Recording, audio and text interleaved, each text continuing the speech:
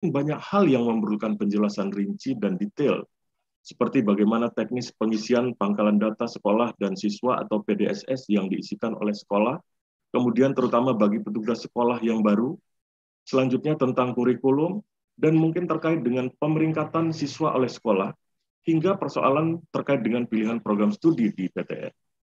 Untuk itulah, LTMPT mengundang dengan senang hati Bapak Ibu sekalian pada kegiatan sosialisasi daring di pagi hari yang berbahagia ini dengan topik bahasan penerimaan mahasiswa baru PMB Perguruan Tinggi Negeri tahun 2022 bersama Musyawarah Guru BK atau MBGK yang dilaksanakan pada hari ini, Jumat 24 Desember 2022. Selamat datang dan terima kasih atas kehadiran Bapak Ibu semua. Pada kegiatan ini, Bapak Ibu sekalian akan mendapatkan banyak sekali informasi yang benar seputar penerimaan mahasiswa baru 2022. Selanjutnya, mari kita sapa 3 orang pembicara kita pagi ini. Pertama, hadir Bapak Profesor Dr. Insinyur M. Ashari, Magister Engineering. Beliau adalah Rektor ITS dan sebagai Ketua LTMPT 2022, yang sekarang masih dijabat oleh Prof. Muhammad Nasih, Rektor UNER, hingga akhir Desember 2021. Assalamualaikum dan selamat pagi, Prof. Ashari.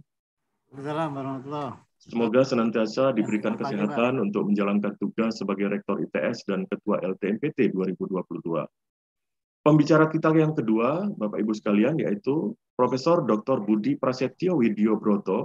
Beliau adalah Guru Besar UGM dan sebagai Ketua Pelaksana LTMPT. Assalamualaikum dan selamat pagi, Prof. Budi. Waalaikumsalam, selamat pagi Bapak Ibu semua, Pak Bisru. Semoga senantiasa diberikan kesehatan sehingga bisa mengawal LTMPT dalam mengemban tugas turut serta mencerdaskan putra-putri bangsa. Amin. Amin. Dan sebagai pembicara kita yang ketiga, hadir Bapak Ibu sekalian, ini enaknya dipanggil Bapak atau Mas ya? Pak Riza Satria Perdana, STMT. Beliau dari tim PDSS. Selamat pagi, Mas Riza. Selamat pagi, Pak. Selamat pagi, Bapak Ibu. Assalamualaikum. Waalaikumsalam warahmatullahi wabarakatuh. Dan saya Bisro Hafi sebagai Wakil Koordinator Humas LTMPT, juga selaku moderator yang akan memandu acara kegiatan kita pada pagi hari ini. Bapak Ibu sekalian, berikut ini ketiga pembicara kita secara berurutan akan menyampaikan sambutan dan paparan. Selepas itu akan disediakan waktu bagi Bapak Ibu semua untuk menyampaikan pertanyaan. Pertanyaan bisa disampaikan secara langsung dengan cara raise hand atau melalui ruang chat yang ada. Selanjutnya kepada Prof. Ashari, monggo Pak, waktu disediakan untuk menyampaikan sambutan pembukaan acara, dan mungkin ada arahan yang akan disampaikan kepada Bapak Ibu Musyawarah Guru BK atau MBGK yang sudah berkenan hadir bersama kita di pagi hari ini. Monggo, silakan Prof. Terima kasih Pak Bisru. Assalamualaikum warahmatullahi wabarakatuh. Waalaikumsalam warahmatullahi wabarakatuh. Selamat pagi, salam sejahtera, salam sehat semuanya. Alhamdulillah sehat, Prof. Yang saya hormati Prof. Budi, yang saya hormati jajaran atau tim pelaksana LTMPT, Pak Riza, Bu Latifah, Bu Is, Pak Bekti, dan seluruh semuanya yang hadir, serta yang kami hormati seluruh Bapak Ibu BK, Bapak Ibu Guru BK yang pagi hari ini Alhamdulillah hadir semuanya. Ini tempatnya sampai tidak cukup ini di Zoom. Ya Prof, sekitar 350 orang Prof. Sekarang mungkin sudah mulai ada yang berpindah ke YouTube atau ke IG ya.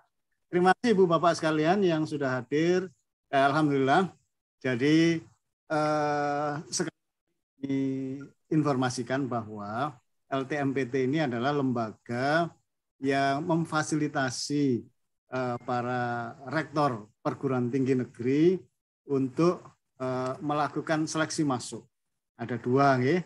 Saya rasa Ibu Bapak sekalian, khususnya Bapak Ibu Guru BK, kegiatan seleksi penerimaan masa baru ini adalah seperti hal yang rutin untuk Bapak Ibu semuanya ya. Nah, setiap tahun juga ada. Tapi ini adalah satu momen yang sangat berharga bagi anak-anak kita. Juga bagi bangsa ini Ibu Bapak sekalian, karena seleksi ini adalah memilih calon-calon pemimpin bangsa, calon-calon apa ini namanya, yang nanti akan memegang bangsa ini. Melalui pendidikan ini kita semua tahu bahwa akan bisa memutus mata rantai dan seterusnya. Nah, Ibu Bapak sekalian, sekali lagi ya. Jadi mohon kegiatan yang rutin, serasa rutin bagi Bapak Ibu, bagi kami juga di perguruan tinggi adalah sesuatu hal yang sangat istimewa buat anak-anak kita. Sehingga kami berharap mari kita bekerja bersama-sama untuk melaksanakan tugas negara ini sehingga nanti insya Allah mudah-mudahan bisa terpilih anak-anak yang terbaik untuk masuk perguruan tinggi, untuk kuliah, untuk menjadi penerus pemimpin bangsa ini. Nah, Ibu Bapak sekalian ya, itu yang kami harapkan. Jadi LTMPT juga selalu setiap kali itu berbenah diri untuk memperbaiki apa saja yang bisa kita perbaiki untuk pelaksanaan berikutnya. Nah, itu harapan saya kepada Bapak Ibu semuanya. Ayo kita bekerja bersama-sama dengan baik. Kemudian tentang pelaksanaan nanti Prof. Budi akan memberikan paparan yang lebih rinci, namun secara garis besar SNMPTN maupun SBMPTN untuk tahun ini tidak banyak berbeda. Ya, ada sedikit penyesuaian-penyesuaian, namun tidak banyak berbeda. Nanti Prof. Budi monggo untuk melanjutkan. Kemudian satu lagi, Ibu Bapak sekalian, jadi kita akan segera memulai ya di akhir tahun ini. Tahun depan awal Januari itu kita sudah akan memulai untuk pengisian PDS dan seterusnya. Nah itu monggo kalau ada hal-hal yang sekiranya perlu ditanyakan lebih detail secara teknis, monggo nanti di acara ini hari ini mudah-mudahan semuanya menjadi clear, semuanya bisa bisa dilaksanakan dengan baik sesuai dengan jadwal kita. Settingnya kita masih pandemi ya, masih belum tuntas sama sekali sehingga masih menggunakan model setting tahun 2021. Kami mengucapkan terima kasih Bapak Ibu semuanya, Bapak Ibu guru BK, terima kasih juga kepada Prof. Nasik ya, LTMPT saat ini masih existing, bekerja sampai dengan 31 Desember. Kemudian kami juga menyampaikan terima kasih kepada mitra-mitra LTMPT yang sudah membantu kita, Ibu Bapak sekalian. Kita sangat dibantu oleh Telkom ya, karena menyangkut bandwidth dan seterusnya. Terima kasih kepada mitra bank, jadi Bank Mandiri, Bank BNI, Bank BRI maupun Bank BTN yang ya mensupport kegiatan kita ini. Mudah-mudahan apa yang kita lakukan 2022 ini nanti akan lancar, aman dan barokah. Anak-anak kita terpilih yang terbaik dan bisa mencapai cita-citanya seperti yang diinginkan. Terima kasih. Dari kami, saya serahkan lagi ke Pak Bisru. Terima kasih Bapak sekalian. Assalamualaikum warahmatullahi wabarakatuh. Waalaikumsalam warahmatullahi wabarakatuh. Terima kasih Prof. Azhari selaku Ketua LTMPT 2022 dan Rektor ITS atas sambutan pembukaan acara dan atas arahan yang sudah disampaikan tadi. Semoga menjadi informasi penting bagi kita semua Bapak Ibu dan juga menjadi inspirasi serta motivasi bagi kita sekalian dalam mempersiapkan generasi bangsa menuju gerbang pendidikan tinggi melalui seleksi SNMPTN ataupun UTBK SBMPTN tahun 2022. Sekali lagi terima kasih Prof. Azhari. Bapak Ibu sekalian yang saya hormati, selanjutnya mari kita cermati paparan yang akan disampaikan oleh Profesor Budi selaku Ketua Pelaksana LTMPT. Beliau akan menyampaikan beberapa informasi yang benar seputar penerimaan mahasiswa baru PMB Perguruan Tinggi Negeri, khususnya menyangkut tentang SNMPTN dan UTBK SBMPTN tahun 2022. Kepada Prof. Budi, monggo Prof, waktu disediakan. Baik, terima kasih Pak Bisru. Cek suara dulu apakah sudah terdengar dengan baik Pak Bisru. Jelas sekali, Prof. Alhamdulillah, jelas sekali, terang. Ya, Oke, kemudian saya izin share screen. Sudah terlihat ya. Baik, saya mulai, mohon izin. Bismillahirrahmanirrahim. Assalamualaikum warahmatullahi wabarakatuh. Waalaikumsalam warahmatullahi wabarakatuh. Selamat pagi dan salam sejahtera untuk kita semua. Yang sangat saya hormati Prof. Basari, teman-teman semua, ada Pak Bekti, Bu Is, Mas Riza, dan Pak Bisru, dan tidak kalah penting dan ini sekali lagi yang sangat membantu bekerja bersama dengan LTMPT itu adalah teman-teman Bapak Ibu guru BK. Tadi Prof. Basari sudah menyampaikan bahwa insya Allah tahun 2022 PMB perguruan tinggi ini negeri ini aman, lancar, dan kita peroleh siswa-siswa yang terbaik. Nah, itu tidak terlepas dari peran dari Bapak Ibu guru BK, karena sekali lagi kami itu sifatnya memfasilitasi, tetapi yang bekerja termasuk kita memberi kepercayaan kepada sekolah-sekolah, dan sekolah itu biasanya yang diandalkan adalah Bapak Ibu guru BK. Jadi semoga tahun 2022 itu tidak ada protes sampai ke istana, sampai ke menteri tertentu, sampai ke anggota dewan dan sebagainya, karena kesalahan atau kelalaian dari Bapak Ibu guru BK yang memasukkan data di PDSS yang keliru.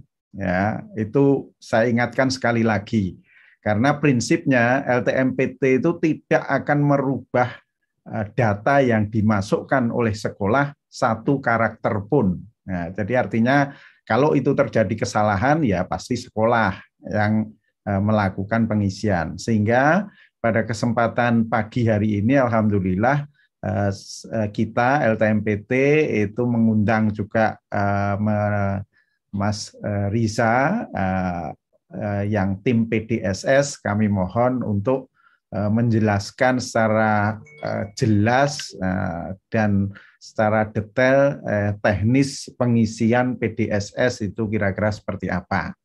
Baik, Ibu Bapak yang saya hormati, saya akan mencoba secara cepat dan mengambil hal-hal yang penting karena ini saya punya teman Mas Riza yang nanti kaitannya dengan pengisian PDSS.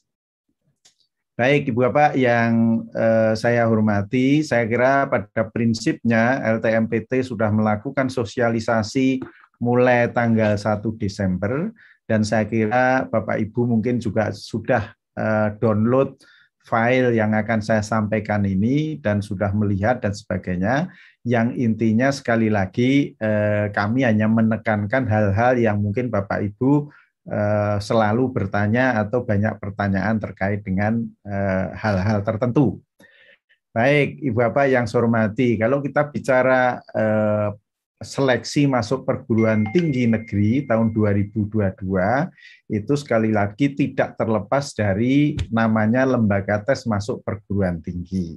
Nah, sekali lagi bahwa kita bicara seleksi masuk perguruan tinggi dan itu diamanahkan di LTMPT oleh para rektor untuk menyelenggarakan tes ya, yang harapannya itu sekali lagi lembaganya tetap kredibel, proporsional, efisien dan efektif, kira-kira gambarannya itu.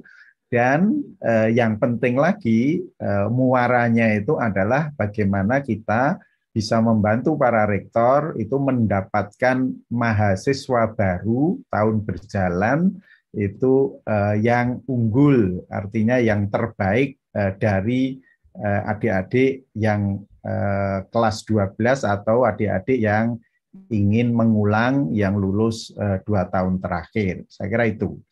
Kemudian Ibu Bapak dan adik-adik yang saya hormati, kalau kita bicara fungsi dan tujuan secara cepat saja, bahwa sekali lagi tadi sudah disampaikan oleh Pak Ketua Prof. Basari bahwa LTMPT itu pada prinsipnya memfasilitasi, sehingga hanya mengolah data calon mahasiswa untuk bahan seleksi jalur SNMPTN dan SBMPTN oleh Rektor PTN.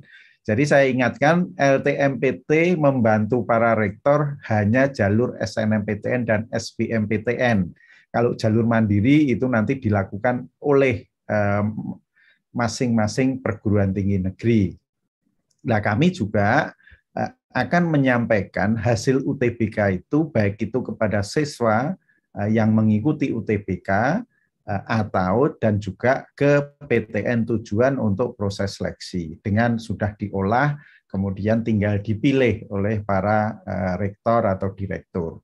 Nah, perlu kami sampaikan LTMPT tahun 2022 itu membantu pengelolaan data termasuk pelaksanaan tes dan sebagainya sebanyak 126 perguruan tinggi negeri, baik itu yang di bawah Kementerian Agama ada 11 PTKIN, kemudian ada 39 satu tidak ikut yang politeknik, kemudian yang lain adalah institut dan universitas. Baik, saya kira gitu. Jadi intinya kami membantu untuk mendapatkan mahasiswa, baik itu jalur SNMPTN maupun jalur SBMPTN yang diprediksi mampu menyelesaikan studi di perguruan tinggi dengan prestasi bagus. Kira-kira seperti itu. Baik, Ibu Bapak yang saya hormati, kalau kita bicara jalur dan kuota, itu sekali lagi tahun 2022 seperti yang disampaikan oleh Pak Ketua tadi bahwa prinsip tidak banyak berubah. Jadi kalau kita bicara jalur ada SNMPTN, SBMPTN dan jalur mandiri dengan proporsi sekali lagi sama seperti tahun 2021. Jadi SN-nya 20%, SB 40%, kemudian mandirinya 30%. Kecuali di Permendikbud nomor 6 tahun 2020 itu, khusus untuk PTN-BH, PTN berbadan hukum, itu ada diskresi SBMPTN minimal 30% dan mandirinya itu maksimal 50%. Artinya bisa sampai separuh kalau diinginkan oleh Rektor PTN-BH. Oke, Ibu Bapak yang saya hormati. Nah, tadi sudah sedikit disinggung oleh Pak Bisru, moderator, bahwa intinya kami LTMPT dalam rangka juga memfasilitasi, memberi kemudahan kepada sekolah itu masih menerapkan single sign-on kebijakan kita, sehingga sekolah yang akan mengisi PDSS, kemudian siswa yang eligible yang akan mendaftar SNMPTN, dan adik-adik yang akan mendaftar UTBK SBMPTN itu harus memiliki akun LTMPT. Sehingga di sini sekali lagi dengan akun LTMPT ini sekolah kita beri kemudahan bahwa mereka-mereka atau sekolah-sekolah yang sudah memiliki akun LTMPT tahun kemarin atau tahun sebelumnya dan sebagainya tidak perlu membuat akun LTMPT lagi, gunakan akun yang lalu ya. Kecuali kalau mungkin IT-nya pindah atau meninggal atau pensiun dan tidak diberikan username password, ya silahkan untuk membuat kembali, artinya membuat akun baru. Kemudian adik-adik yang kelas 12 ya itu silahkan, baik yang akan mendaftar SNMPTN artinya eligible SNMPTN maupun yang UTBK itu pada prinsipnya semua harus membuat akun LTMPT. Silahkan, itu nanti tanggalnya dari tanggal 4 sampai 15. Kemudian ini yang sering ada kebijakan baru yang sekali lagi teman-teman banyak pertanyaan. Jadi khusus adik-adik yang sudah lulus di tahun 2021 dan 2020 masih diizinkan untuk mendaftar UTBK, tetapi kami mohon dengan sangat semua saja itu harus membuat akun LTMPT baru. Jadi sekali lagi membuat akun LTMPT baru. Nah, ini masih banyak masyarakat yang belum paham itu. Nah, pembuatannya itu di tanggal 14 Februari sampai 17 Maret. Oke, Ibu Bapak yang saya hormati, kaitannya dengan PDSS dan SNMPTN ini nanti saya kira Mas Riza akan menyampaikan lebih detail, utamanya apa itu PDSS dan sebagainya. Saya agak sedikit cepat saja di sini. Jadi intinya Ibu Bapak sekalian bahwa PDSS kita, Pangkalan Data Sekolah dan Siswa, itu merupakan basis data yang berisikan rekam jejak baik itu sekolah dan nilai raport atau prestasi siswa yang eligible mendaftar saja. Artinya yang akan diisikan di PDSS itu nanti hanya siswa yang eligible saja. Jadi nanti insya Allah tanggal 28 Desember dalam waktu yang tidak lama lagi, sekolah-sekolah se-Indonesia, jadi ada 56 ribuan sekolah, itu akan mendapatkan informasi dari LTMPT, kuota SNMPTN-nya berapa. Nah, jadi artinya siswa yang diizinkan mendaftar SNMPTN itu berapa. Nah, nanti masalah itu basisnya akreditasi, kemudian setelah itu sekolahlah yang berhak untuk menentukan siapa saja yang eligible untuk mendaftar SNMPTN. Tapi nanti kita guide agar tidak di lapangan berbeda-beda dan menimbulkan masalah di kemudian hari. Oke, yang penting PDSS ini saya tekankan sekali lagi bahwa pengisian PDSS dilakukan oleh sekolah dan kebenaran data yang diisikan menjadi tanggung jawab kepala sekolah. Jadi sekali lagi, mau benar atau tidak, kemudian itu yang kita terima dan kami mohon maaf sekali lagi karena mohon maaf ada beberapa sekolah yang tanda petik memanfaatkan kadang-kadang sehingga kalau sudah final ya sudah selesai, tidak boleh mengubah-ubah lagi. Oh ini keliru Pak, yang kita masukkan datanya dan sebagainya itu tolong betul-betul dibicarakan entah dengan wali, orang tua atau apa, final baru masuk ke PDSS. Oke, baik Ibu Bapak dan teman-teman semuanya. Jadi intinya sekali lagi kalau kita bicara SNMPTN tahun 2022 itu masih sama dengan tahun 2021, prasyarat sekolah ya sama. Jadi yang punya NPSN dan sebagainya nanti Pak Riza akan menyampaikan bagaimana kalau tidak atau NPSN-nya nggak kelihatan atau apa nanti itu Mas Riza. Tapi intinya ketentuan akreditasi masih sama. Yang A 40% paralel ya. Jadi misalkan kelas IPA ada 4 masing-masing 25 100 ya. Akreditasinya A ya berarti 40 orang yang eligible kira-kira seperti itu ya. Oke. Dan kami ingatkan sekali lagi bahwa yang diisikan di PDSS itu hanya yang eligible saja. Nah, setelah itu ya adik-adik yang sudah punya datanya ada di PDSS, nah adik-adik mendaftar, persyaratannya apa? Ya, yang kelas 12. Jadi yang lulus tahun kemarin, mohon maaf sekali lagi, kemarin juga masih ada, kok bisa-bisanya dimasukkan daftar oleh sekolah, kira-kira gitu ya. Itu mohon sekali lagi tidak terjadi lagi.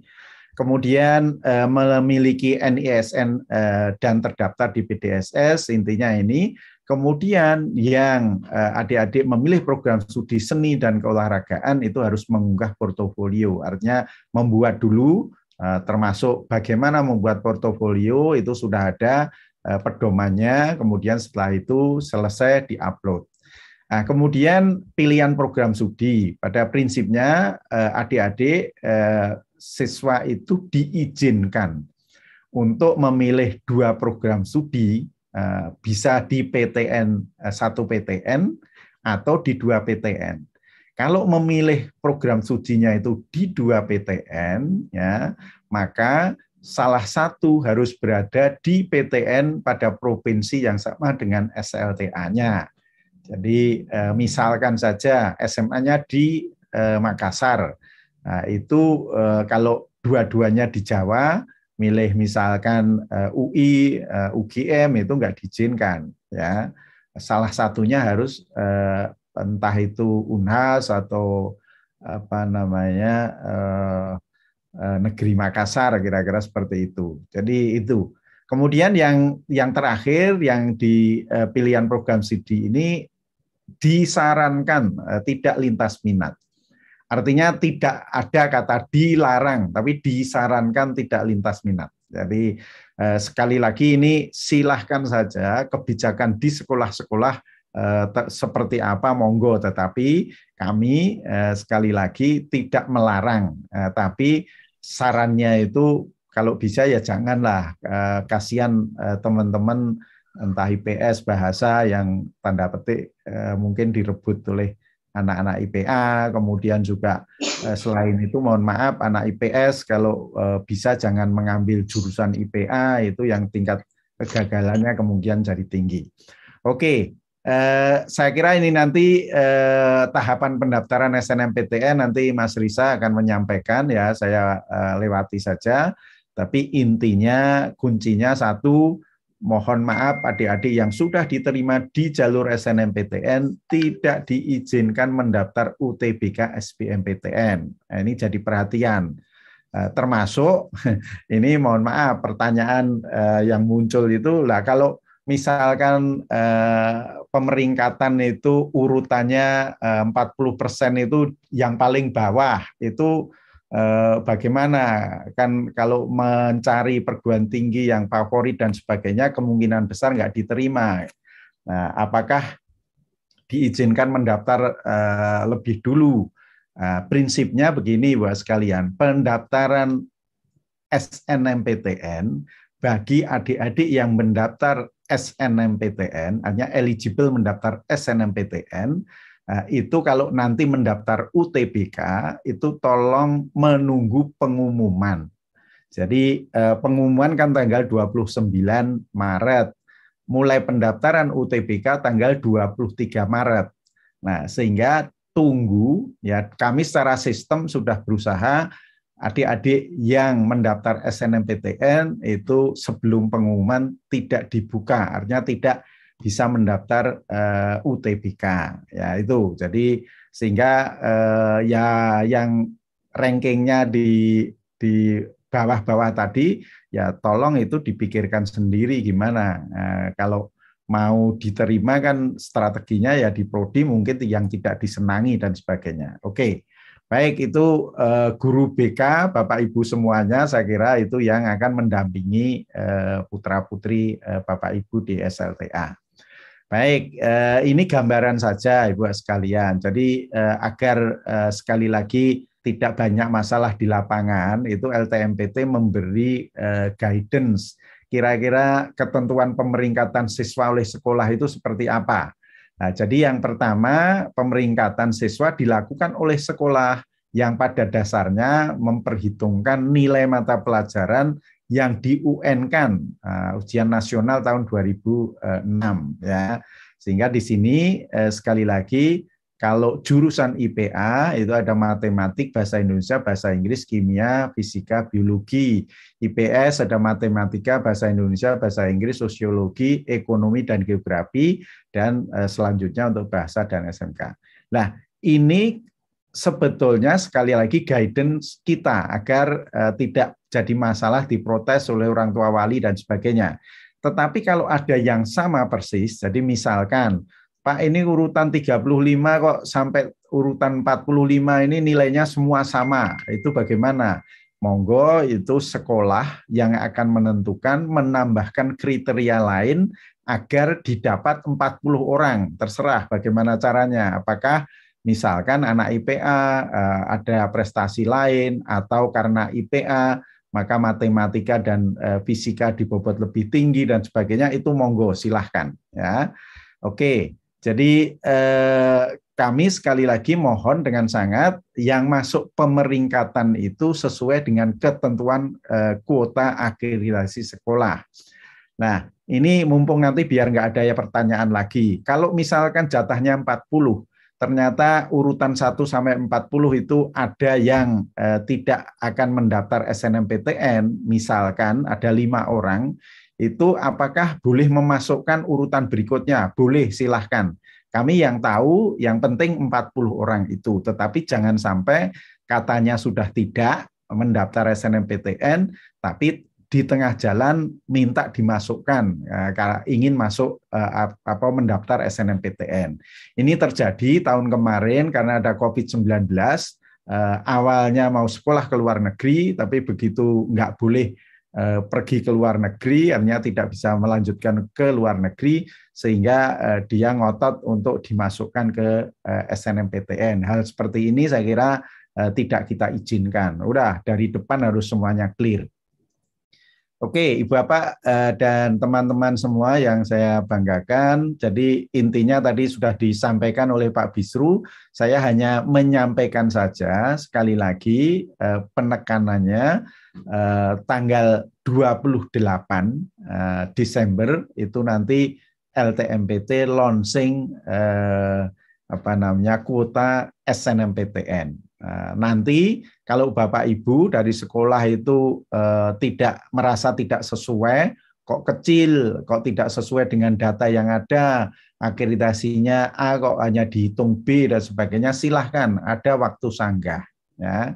Nah, Ibu Bapak yang saya hormati, yang penting itu sekali lagi bahwa Bapak Ibu itu diminta untuk sudah menentukan siswa yang eligible itu maksimal tanggal 8 Februari. Sehingga tanggal 8 ini termasuk Januari sampai 8 Februari Bapak Ibu sudah mengisi PDSS siapa saja yang eligible. Kemudian tanggal 14-nya ya sampai 28 adik-adik yang eligible ini mendaftar SNMPTN ya syaratnya sudah punya akun tadi. Kemudian tanggal 29 Maret itu diumumkan hasil dari SNMPTN. Jadi kalau adik-adik yang sudah diterima nanti di jalur SNMPTN tanggal 29 Maret itu sudah tahu persis akan kuliah di mana, program studi apa, kira-kira seperti itu. Baik, Ibu Bapak yang saya hormati, itu tadi kaitannya dengan SNMPTN. Nanti Mas Riza akan menyampaikan sampai ke teknis pengisian dan sebagainya. Kemudian yang kedua adalah UTBK SBMPTN. Nah ini sekali lagi Bapak Ibu, Pak Rektor ITS tadi, Pak Ketua sudah menyampaikan pada prinsipnya kita itu masih memperkirakan artinya pada pelaksanaan UTBK itu masih menerapkan protokol kesehatan. Artinya masih ada COVID-19 kira-kira seperti itu. Sehingga belum pada kondisi ideal dan kami mohon maaf idealnya itu mestinya adik-adik itu setelah UTBK nilainya diberikan ke adik-adik kemudian baru mendaftar SBMPTN. Nah ini belum bisa kita lakukan karena dari sisi waktu, kemudian kita masih protokol kesehatan, jumlah masuk ruangan dibatasi dan sebagainya dan sebagainya. Oke. Ibu, Bapak, dan adik-adik semuanya, jadi kalau kita bicara UTBK tahun 2022, itu ada sedikit perubahan, ya materi tes, ya contoh. Jadi materi tes itu kalau tahun 2021 hanya TPS dan TKA, ya TPS dan TKA saja. Kemudian di tahun 2022 ini ada tambahan bahasa Inggris. Jadi nanti di sertifikatnya adik-adik itu, ya itu ada TPS nilainya berapa, subtes ada 4 subtes masing-masing berapa, TKA entah Saintek atau Sosu masing-masing 4 subtes nilainya berapa, kemudian nanti paling bawah itu nilai bahasa Inggris. Nah itu kira-kira seperti itu. Sehingga sekali lagi ini mungkin yang perlu dipersiapkan dengan baik oleh Bapak Ibu guru BK untuk adik-adik biar lebih tenang dan sebagainya. Nah, kemudian yang intinya Ibu Bapak yang saya hormati, pelaksanaan tes 2 gelombang tadi sampaikan Pak Bisru ya. Yang penting lagi di sini adalah bahwa adik-adik itu hanya diizinkan mengikuti 1 kali tes, ya, tidak boleh 2 kali. Kemudian yang juga penting bahwa hasil tes tahun 2022 itu hanya bisa dipakai untuk masuk mendaftar di tahun 2022. Ya, kemudian satu lagi kami mohon maaf ini teman-teman wartawan media yang agak protes gitu ya. Karena kita juga diprotes, setiap peserta akan diberikan hasil tes secara individu, artinya tidak diumumkan secara massal di koran atau apa, tapi diakses oleh masing-masing adik-adik secara individu. Baik, Bapak Ibu yang saya hormati, kalau UTBK SBMPTN itu intinya persyaratannya pertama memiliki akun LTMPT, kemudian yang kita izinkan mengikuti UTBK adalah adik-adik yang masih duduk di kelas 12, yang belum diterima di jalur SNMPTN, kemudian lulusan 2 tahun terakhir, tahun 2020 dan 2021. Dan juga untuk teman-teman yang mengambil paket C, baik itu yang lulus di 2012 maupun 2 tahun terakhir 2020-2021 itu per 1 Juli tahun 2022 umurnya 25 tahun. Saya kira itu. Nah, kemudian tesnya, materi tesnya saya kira adik-adik tadi sudah saya sampaikan. Intinya kalau mengambil Saintek ya berarti ada TPS bahasa Inggris, TKA Saintek. Kalau Sosum berarti TKA-nya Sosum. Kalau campuran berarti harus mengambil dua-duanya, TKA Saintek dan TKA Sosum, kira-kira begitu. Dan mohon maaf juga ini UTBK ini berbayar, artinya kita tarik adik-adik harus membayar sejumlah tertentu, tapi tidak naik, sudah mulai tahun 2008 nggak naik ya. Oke.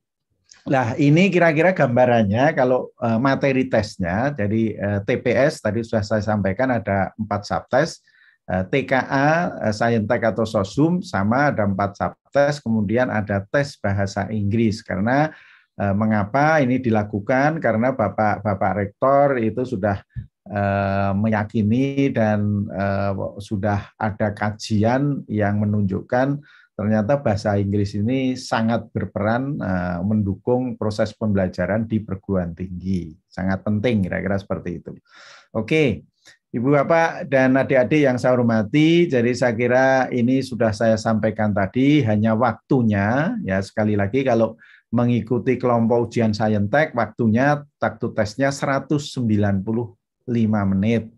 Kemudian kalau Sosum itu 195 menit. Kemudian kalau campuran itu 285 menit. Nah, bahasa Inggris itu di mana? Bahasa Inggris itu satu kesatuan menjadi waktunya dengan TPS. Jadi seperti tahun kemarin, kalau tahun kemarin 2021 dan sebelumnya itu materi tes TPS itu subtesnya pemahaman membaca dan menulis itu ada yang berbahasa Inggris tapi tidak dinilai tersendiri. Nah, sekarang ini ada tes bahasa Inggris tersendiri. Oke, Ibu Bapak yang saya hormati, jadi saya kira intinya kalau pendaftaran UTBK SBMPTN ini ada 7 langkah gitu ya. Tadi sudah saya sampaikan mulai dari registrasi akun, login, memilih menu verifikasi validasi karena datanya adik-adik itu pendaftar itu sudah kita ambil dari Pusdatin, kemudian tinggal mengisikan tambahan yang dibutuhkan atau koreksi kalau ada salah. Kemudian memilih pendaftaran UTBK, kemudian membayar ke bank, kemudian masuk login lagi, kemudian sampai ke print out tahu bahwa akan tes tanggal berapa, hari apa, sesi apa, di mana pusat UTBK-nya. Itu. Kami mohon dengan sangat pada waktu tes UTBK ini, bagi adik-adik yang sudah lulus di 2020-2021 pasti sudah mempunyai ijazah.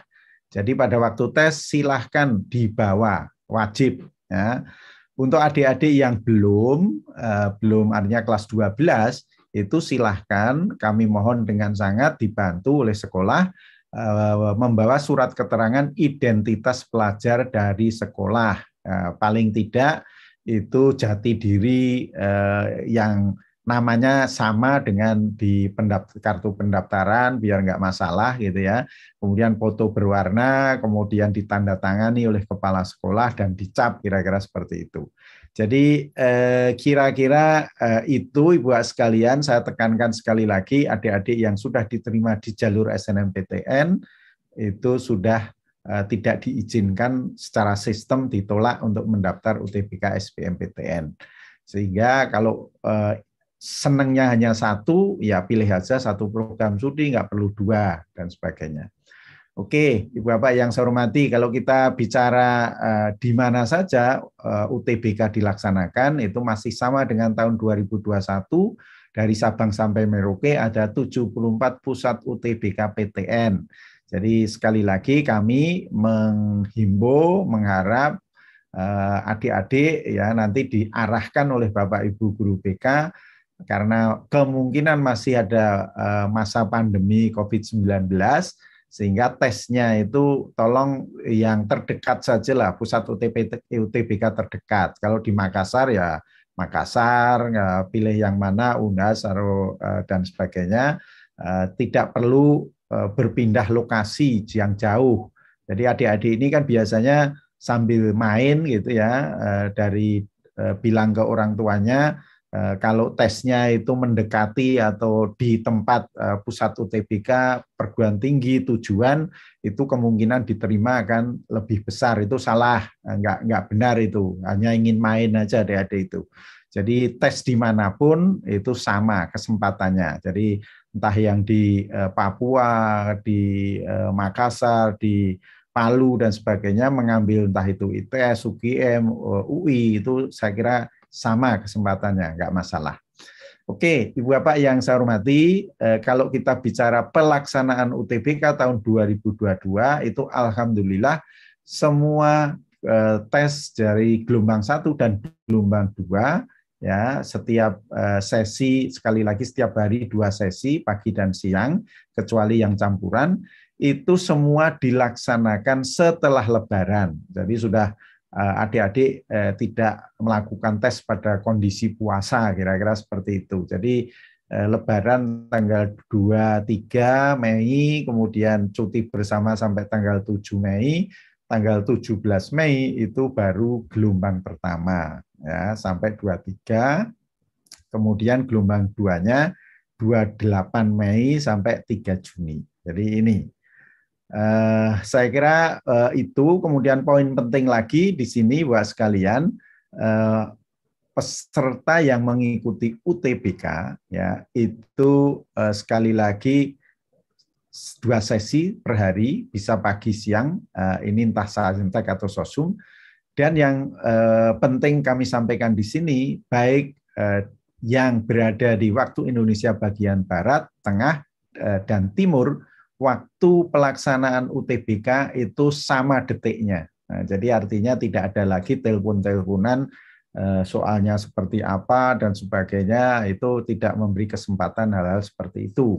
Kaitannya dengan masalah waktu sholat itu nanti kita atur tersendiri, seperti USK, USU, Unimed, UNAN, UNP, Jambi, itu waktu duhurnya agak sedikit mepet dengan waktu gelombang sesi siang, sehingga nanti akan kita atur. Oke, Ibu Bapak yang saya hormati, untuk yang campuran khusus adik-adik yang akan mengambil campuran, izinkan kami akan melakukan paginya itu tes TPS dan bahasa Inggris, tes kompetensi akademik ya, Saintek. Kemudian yang siangnya hari yang sama pakai isoma itu di Soshum. Jadi ini yang akan kita lakukan, sehingga adik-adik yang mengambil campuran itu waktunya, endurance-nya itu harus lebih bagus. Oke, baik adik-adik, Ibu dan Bapak yang saya hormati, saya kira kalau kita bicara tadi harus berbayar, Biayanya berapa? Ini sudah tidak naik beberapa tahun yang lalu. Jadi kalau hanya mengambil Saintek atau Sosum saja itu 200.000 rupiah. Tapi kalau yang mengambil campuran itu 300.000. Dan mitra bank kita itu masih tetap seperti tahun kemarin, ada Bank BNI, Mandiri, BTN, dan BRI. Oke, Ibu, Bapak yang saya hormati, kalau SBMPTN tadi adik-adik sebetulnya secara bersamaan mendaftar UTBK itu juga sudah harus mendaftar SBMPTN, jadi kondisinya belum ideal. Tapi sekali lagi persyaratannya itu kita izinkan baik yang duduk di kelas 12 maupun lulusan 2 tahun terakhir. Kemudian memiliki nilai UTBK, jadi artinya nilai belum keluar tetapi sudah terdaftar di kita bahwa peserta. Tapi nanti kalau misalkan ternyata nilai UTBK-nya nggak keluar karena berbagai alasan, berarti ya tidak akan lulus UTBK, kira-kira seperti tidak akan lulus SBMPTN. Kemudian tolong adik-adik melihat betul syarat-syarat di masing-masing program studi tujuan, perguruan tinggi tujuan ya. Karena ada syarat misalkan memiliki kesehatan yang memadai sehingga tidak mengganggu kelancaran proses studi. Jadi misalkan ada yang mensyaratkan tidak buta warna dan sebagainya. Kemudian juga adik-adik yang mengambil program studi seni dan olahraga harus mengunggah portofolio. Nah, kaitannya dengan pilihan program studi itu adik-adik Bapak Ibu semuanya tidak seperti di SNMPTN, bebas dimanapun. Jadi artinya diizinkan memilih satu perguruan tinggi, 2 program studi, atau 2 perguruan tinggi, dan ini bebas. Tidak ada salah satu harus di wilayah sama dengan sekolah SLTA-nya. Jadi yang tadi saya contohkan, misalkan SMA-nya di Makassar, boleh mengambil UI dua-duanya, boleh 1 UI, 1 ITS, dan sebagainya. Oke, Ibu Bapak yang saya hormati, ini jadwalnya yang perlu dicatat gitu ya. Tapi intinya yang penting di sini pendaftaran UTBK SBMPTN ya itu pasti sudah memiliki akun LTMPT tadi dimulai 23 Maret sampai 15 April, pengumuman SNMPTN tanggal 29 Maret sehingga masih waktunya panjang, tidak masalah. Nah, kemudian UTBK gelombang 1, gelombang 2 tadi sudah disampaikan. Kemudian pengumuman hasil SBMPTN itu di tanggal 23 Juni 2022. Artinya jalur mandiri full bulan Juli itu bisa dilakukan oleh perguruan tinggi. Ada ekstra 1 minggu di bulan Juni. Oke, Ibu Bapak yang saya hormati, ini titipan dari Kepala Puslabdik Pak Kahar. Intinya bahwa tahun 2022 beasiswa KIP kuliah itu masih ada. Kemudian yang penting bahwa KIP kuliah itu diurus bukan di LTMPT. Jadi adik-adik siswa pendaftar dari keluarga kurang mampu secara ekonomi itu dapat mengajukan bantuan biaya pendidikan skema Kartu Indonesia Pintar Kuliah, KIP kuliah. Sehingga di Puslabdik, pusat layanan pembiayaan pendidikan dengan alamat website kira-kira ini puslabdik.kemdikbud.go.id. Disinilah sebetulnya untuk mendaftar pengumuman apapun dan sebagainya, silahkan untuk membaca dulu sebelum mendaftar dan sebagainya. Itu khusus untuk adik-adik yang di bawah Kementerian Agama, itu bukan di Puslabdiknya Dikti, Dikbud, tetapi di bawah Kementerian Agama itu ada EMIS, Pendis Pendidikan Islam. Di sana itu untuk mendapatkan beasiswa KIP kuliah. Oke.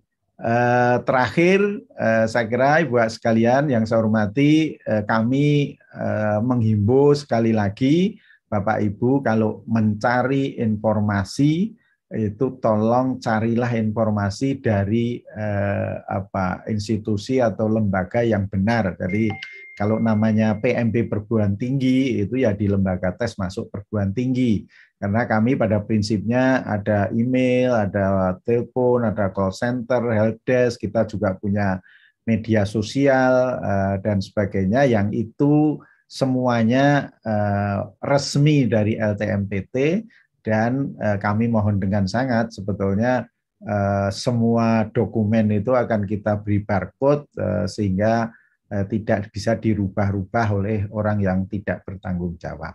Saya kira itu dari saya, Pak Bisru. Nanti diskusinya kita lanjutkan bersama-sama dengan Mas Riza saja. Kurang lebihnya mohon maaf. Billahi taufik wal hidayah. Assalamualaikum warahmatullahi wabarakatuh. Waalaikumsalam warahmatullahi wabarakatuh. Terima kasih Prof. Budi atas paparannya yang banyak mengandung informasi penting ya bagi Bapak Ibu sekalian, terutama dalam menyambut dan sebagai bekal persiapan bagi ikut sertanya sekolah dan siswa dalam pelaksanaan SNMPTN ataupun UTBK SBMPTN tahun 2022. Sekali lagi, terima kasih Prof. Budi. Bapak Ibu sekalian, mohon maaf tadi kelihatannya acara dan kegiatan kita pagi hari ini begitu banyak diminati oleh Bapak Ibu sekalian, sehingga dengan banyaknya para peserta, lalu lintas di Zoom-nya ini agak padat gitu, sehingga saya sempat terpental 2 kali tadi. Ini sekarang menggunakan media alternatif HP, mudah-mudahan bisa segera diatasi berikutnya. Baik Bapak Ibu sekalian, masih ada satu paparan lagi yang juga sangat penting untuk Bapak Ibu ikuti. Pak Riza dari tim PDSS akan menyampaikan paparan materi seputar PDSS, mengingat masa pengisian PDSS itu akan dimulai pada 8 Januari sampai dengan 8 Februari 2022. Kepada Pak Riza ya, disediakan waktu dan dipersilakan. Monggo Pak. Baik, terima kasih atas waktunya. Assalamualaikum warahmatullahi wabarakatuh. Waalaikumsalam warahmatullahi wabarakatuh. Yang terhormat Bapak Pimpinan LTMPT, Bapak Profesor Asari, Profesor Budi, dan Bapak Pimpinan LTMPT yang lain. Kemudian yang saya hormati Bapak Ibu Guru BK yang tergabung di MGBK gitu ya, Majelis Guru Musyawarah Guru BK se-Indonesia. Izinkan saya menyampaikan informasi terkait dengan pengisian PDSS. Saya akan share screen dulu. Baik, jadi pengisian PDSS ini akan kita mulai nanti di awal bulan Januari, tepatnya di tanggal 4 itu akan Bapak Ibu akan masuk ke aplikasi PDSS ini kira-kira dengan alur yang seperti ini. Jadi kalau Bapak Ibu sudah masuk ke aplikasi, nanti tahapannya ada 4 seperti ini. Ini tahapan yang persis dengan tahun yang lalu. Yang pertama adalah Bapak Ibu akan melakukan verifikasi data sekolah. Biasanya di proses verifikasi data sekolah ini ada informasi yang paling krusial yang Bapak Ibu ingin pastikan, itu adalah terkait dengan kuota. Nah, kuota dari setiap sekolah itu setiap jurusan yang ada di sebuah sekolah itu bergantung kepada akreditasi yang sudah diperoleh oleh sekolah tersebut.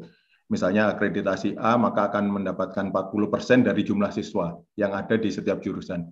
Artinya jumlah siswanya harus benar dulu begitu ya. Jadi kalau misalnya Bapak Ibu mempunyai siswa jurusan IPA 100 orang, maka kalau akreditasinya A, maka nanti yang akan diperkenankan untuk dimasukkan datanya ke PDSS itu 40 orang seperti itu. Jadi Bapak Ibu pada waktu melakukan verifikasi ini harus dipastikan dulu akreditasi dan jumlah siswa yang ada di setiap jurusan, sehingga nanti kuotanya akan sesuai dengan kenyataan yang ada.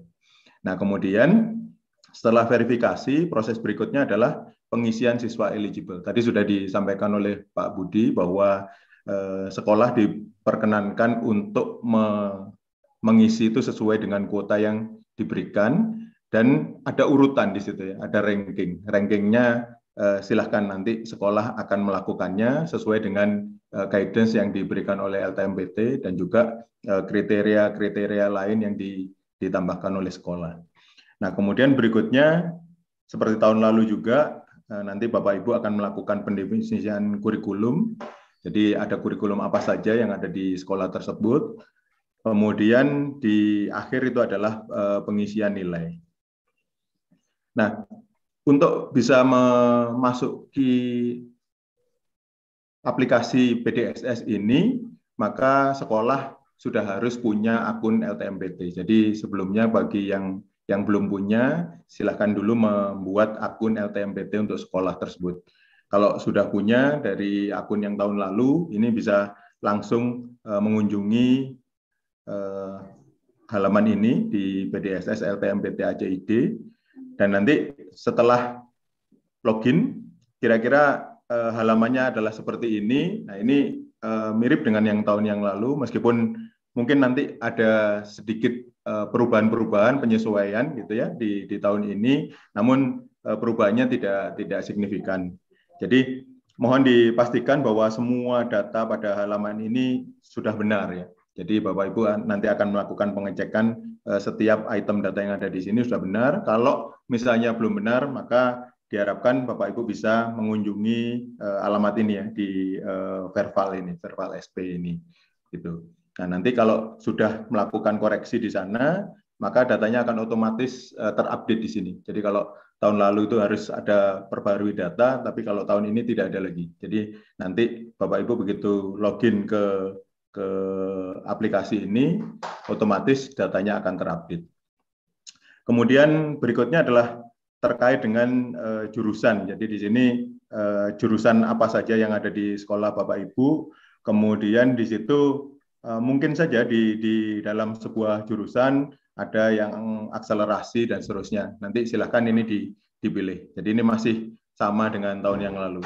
Nah, ada kasus di tahun lalu, ada sekolah-sekolah yang jurusannya masih belum sesuai. Nah, ini juga untuk menyesuaikan ini, itu perlu mengunjungi situs Verval SP ini ya. Jadi harus dipastikan dulu bahwa informasi terkait jurusan ini sudah benar. Nah, kemudian ini setelah data sekolah itu sudah dianggap benar oleh Bapak Ibu, jangan lupa tahap berikutnya adalah melakukan finalisasi data sekolah. Karena kalau belum melakukan finalisasi, maka Bapak Ibu tidak bisa melanjutkan prosesnya. Nah, tapi di satu sisi yang lain, apabila Bapak Ibu sudah melakukan proses finalisasi ini, maka semua informasi yang tadi ada di depan, yang di halaman yang sebelumnya terkait dengan data sekolah, itu kami anggap sudah benar semua dan freeze ya, jadi tidak bisa diubah lagi. Nah, kemudian berikutnya adalah yang paling penting, ini adalah pengisian siswa eligible. Nah, untuk pengisian siswa eligible ini, Bapak Ibu bisa saja melakukan pengisiannya satu persatu, mungkin bagi sekolah yang jumlah siswa eligible-nya tidak besar, gitu ya, mungkin hanya beberapa puluh begitu, mungkin bisa dilakukan satu persatu. Namun, untuk sekolah-sekolah yang jumlah siswa eligible-nya banyak, gitu, ini akan lebih baik kalau menggunakan fasilitas upload saja, menggunakan format CSV. Nah, untuk melakukan upload CSV ini, jangan lupa Bapak Ibu mengunduh dulu template-nya.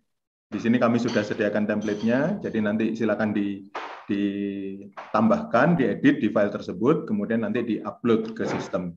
Itu akan lebih memudahkan. Kemudian berikutnya, tahapnya adalah melakukan finalisasi data siswa. Jadi, yang tadi daftar siswa yang eligible itu nantinya kalau sudah dilakukan proses finalisasi ini sudah tidak bisa diubah lagi. Baik itu urutan maupun siapa saja yang dinyatakan eligible itu sudah tidak bisa diubah lagi. Jadi harus dipastikan dulu memang itu benar-benar siswa yang dinyatakan eligible oleh sekolah Bapak Ibu. Jadi jangan sampai nanti sudah lewat dari sini terus minta mundur lagi, mau diedit lagi gitu. Itu jangan seperti itu. Jadi di sini begitu sudah melakukan finalisasi data siswa, maka daftar siswa tersebut kami anggap sudah benar, sudah matang, begitu tidak ada perubahan-perubahan lagi. Nah, kemudian berikutnya adalah terkait dengan kurikulum, gitu. Jadi Bapak Ibu di halaman kurikulum ini itu nanti akan memasukkan daftar pelajaran untuk setiap kurikulumnya. Di sini ada berbagai informasi terkait dengan mata pelajarannya apa, KKM dan jamnya, semuanya itu ada di sini. Kemudian berikutnya setelah kurikulum, nah ini ada finalisasi lagi. Jadi proses finalisasi ini ada beberapa tahap tadi ya. Ini adalah tahap yang ketiga yang terkait dengan kurikulum. Di sini Bapak Ibu kalau kurikulumnya sudah sesuai, sudah pasti, sudah benar, maka silahkan melakukan finalisasi. Nah, seperti yang tadi juga, kalau sudah melakukan ini, maka datanya kita anggap benar dan freeze, tidak bisa diubah lagi. Jadi mohon dipastikan tidak lagi melakukan editing. Jadi setiap tahap finalisasi harus Bapak Ibu melakukan cross check, check and recheck lagi supaya tidak lagi mengalami kesulitan nantinya kalau pada tahap berikutnya. Nah, kemudian berikutnya adalah pengisian nilai. Nah, pengisian nilai ini terkait dari setiap siswa yang tadi sudah dinyatakan eligible dan juga kurikulumnya yang tadi. Jadi siswa ini kurikulumnya apa, itu nanti akan di set gitu. Kemudian berikutnya adalah nilai itu bisa di entry satu persatu atau juga menggunakan import CSV. Ini yang lebih mudah mungkin dengan CSV. Nah, tapi jangan lupa bahwa kalau menggunakan CSV itu menggunakan template yang sudah ada. Jadi silakan diunduh dulu template-nya, kemudian baru nanti diisikan di CSV tersebut, baru di-upload. Karena di dalam CSV yang diunduh ini sudah ada siswa-siswanya siapa saja, itu sudah ada, nanti tinggal dimasukkan saja nilainya, gitu ya. Untuk memasukkan siswa tadi itu kan menggunakan NISN, jadi di sini di dalam CSV-nya ini sudah ada NISN dari siswa-siswa tersebut. Baik, berikutnya adalah finalisasi data nilai. Jadi ini adalah finalisasi tahap yang keempat. Jadi kalau Bapak Ibu sudah melakukan pengecekan semua nilainya sudah sesuai dan seterusnya, sudah dianggap benar, maka silahkan melakukan proses finalisasi nilai. Nah, di sini apabila nilai ini sudah dilakukan finalisasi, maka seperti tadi tidak bisa diubah kembali. Nah, di sini ada juga pengisian status khusus, yaitu untuk siswa-siswa pindahan atau siswa yang tidak naik kelas atau ada pertukaran pelajar atau cuti, itu nanti bisa melakukan pengisian status khusus, gitu ya. Baik, saya kira itu yang bisa saya sampaikan. Nanti kalau ada pertanyaan, saya bisa dibantu juga oleh, di sini ada Bu Latifah Dwiyanti. Nanti kalau misalnya ada Bapak Ibu yang mempunyai pertanyaan yang tidak bisa saya jawab, nanti Bu Latifah akan membantu saya untuk menjawab itu. Baik, sementara waktu saya kembalikan dulu ke moderator. Terima kasih. Baik, terima kasih Pak Riza atas paparan yang sudah disampaikan. Semoga paparan tadi yang merupakan materi penutup pada kegiatan kita pada hari ini menjadi pencerah bagi Bapak Ibu sekalian, peserta sosialisasi, terutama terkait dengan PDSS. Baik Bapak Ibu sekalian, berikut ini tersedia waktu bagi Bapak Ibu untuk menyampaikan pertanyaan tentang hal yang terkait dengan materi sebagaimana yang sudah disampaikan oleh para pembicara kita tadi. Atau Bapak Ibu bisa juga menyampaikan pertanyaan di seputar SNMPTN dan PDSS atau UTBK SBMPTN 2022. Bapak Ibu sekalian, Bapak Ibu juga bisa menanyakan seperti misalnya apakah ada hal kebijakan baru atau tentang portofolio dalam pelaksanaan seleksi SNMPTN 2022, atau apakah ada penambahan perubahan materi dalam tes potensi akademik TPS dan tes kemampuan akademik TKA sebagaimana yang sudah disampaikan oleh Prof. Budi tadi, khususnya terkait dengan pelaksanaan UTBK 2022. Bapak Ibu sekalian, di termin pertama, waktu disediakan kepada 3 penanya dulu. Silakan Bapak Ibu yang ingin menyampaikan pertanyaannya, selanjutnya akan diberikan kesempatan kepada 3 penanya lagi di termin berikutnya. Pertanyaan juga bisa Bapak Ibu sampaikan melalui ruang chat. Tim kami akan mencatat pertanyaan Bapak Ibu untuk selanjutnya akan saya bacakan atau disampaikan kepada para pembicara kita. Dipersilakan kepada Bapak Ibu untuk 3 penanya pertama. Dari ini Pak Bisru, dari raise hand sudah banyak ini. Dari SMA Negeri 1 Bulu, silahkan. Baik, silakan Ibu. SMA Negeri 1 Bulu, di unmute. Ya, silakan Pak. Oh, gambarnya. Silakan Pak.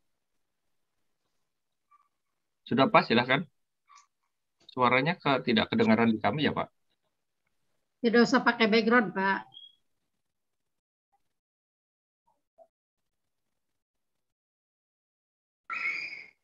Oh ya. Suaranya belum masuk Pak. Nah, ya sudah, silakan. Belum terdengar ya Pak Bekti? Ya, tidak terdengar ini Pak. Ada masalah di mic-nya. Ya. Dilewati dulu aja. Dilewati dulu ya. Oke, baik. Yang kedua SMA Muhammadiyah 1 YK, Pak Edo. Baik, terima kasih atas kesempatannya. Bismillahirrahmanirrahim. Assalamualaikum warahmatullahi wabarakatuh. Waalaikumsalam warahmatullahi wabarakatuh. Terkait dengan izin bertanya, Prof. Beberapa pertanyaan, nggih. Yang pertama terkait dengan penentuan siswa yang tadi nilainya sama. Apakah ini memang sepenuhnya diserahkan kepada sekolah atau seperti apa? Adakah nanti ketentuan yang juga dibuat oleh LTMPT atau seperti apa? Kalau tahun kemarin itu juga seingat kami yang di DIY ada ketentuan dari dinas, ya. Apakah kemudian dari LTMPT juga mendorong dinas untuk memberikan ketentuan sebagai landasan hukum di sekolah atau memang memang sepenuhnya diserahkan oleh sekolah? Kemudian yang kedua terkait dengan pendaftaran siswa di SNMPTN dan UTBK SBMPTN tadi berbeda, nggih, pembuatan akunnya. Apakah kemudian ini hanya sebagai antisipasi untuk mengurangi kepadatan di server LTMPT atau memang sebenarnya untuk siswa SBMPTN atau UTBK tadi juga bisa mendaftar atau membuat akun di tanggalnya SNMPTN, begitu.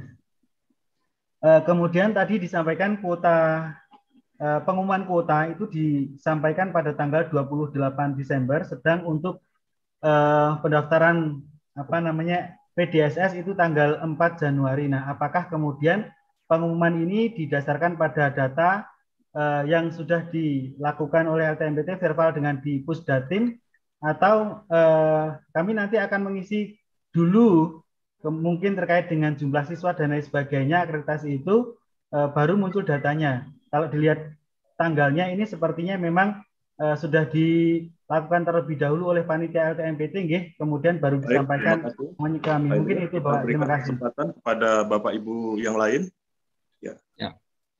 Di SMK Negeri 3 Semarang, Pak Yusdian. Ya. Silakan. Terima kasih, terdengar Pak? Ya, terdengar Pak. Ya, terima kasih dari SMK Negeri 3 Semarang. Begini Pak, kami mengusulkan saja dari sistem agar tidak terjadi di tiap tahunnya bahwa kemungkinan besar akan ada beberapa dari sekolah entah dari mana itu akan lupa melakukan finalisasi.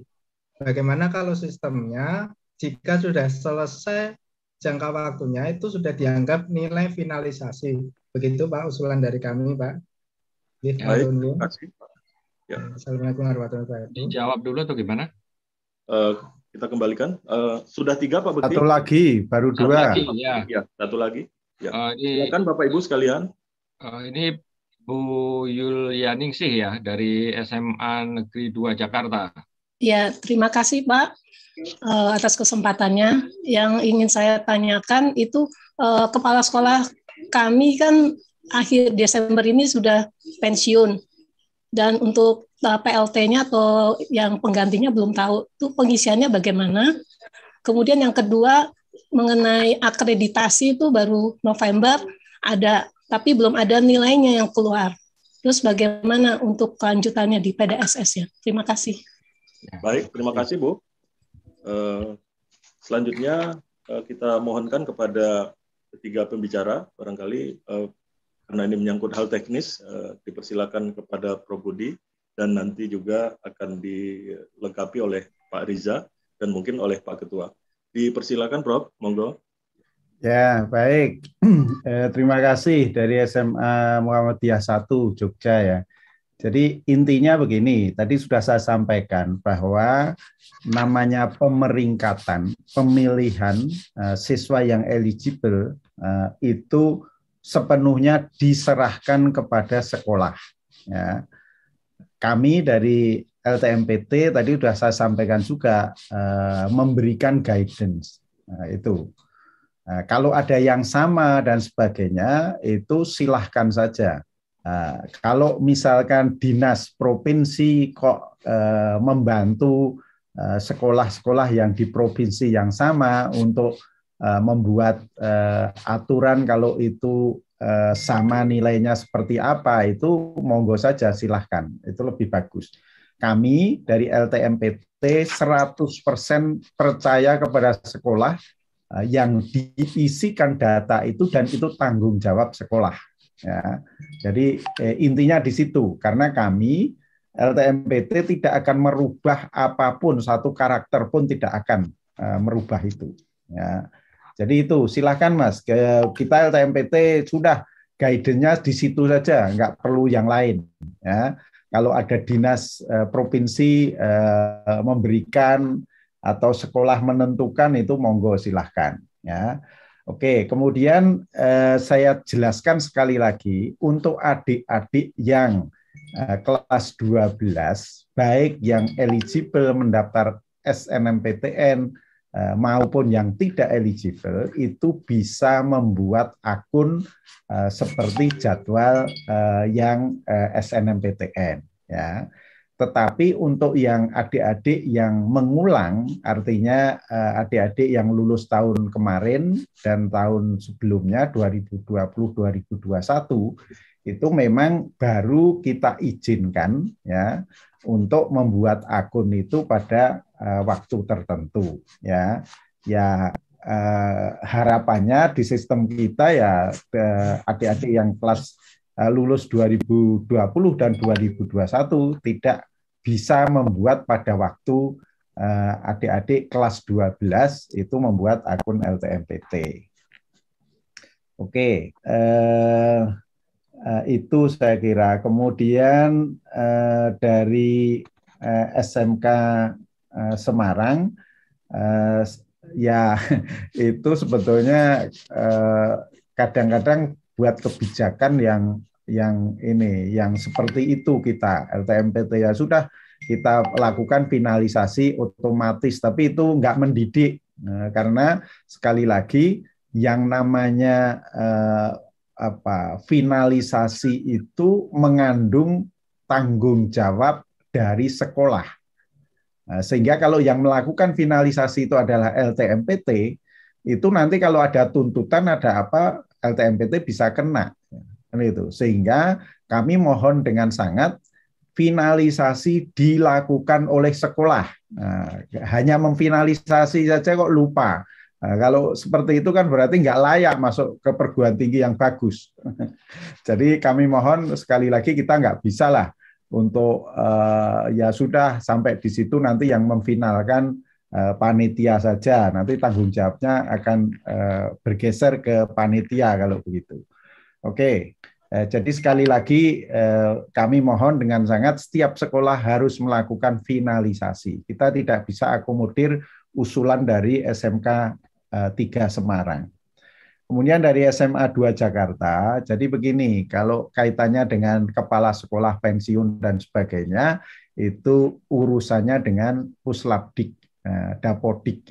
Jadi kami itu mengamankan kebijakan Mas Menteri, Pak Menteri, bahwa namanya data itu pendidikan itu harus terintegrasi secara vertikal, sehingga data-data yang ada di SLTA yang di sini melalui Dapodik, Emis Kemenak, kemudian Pusdatin, itulah data yang diambil oleh LTMPT.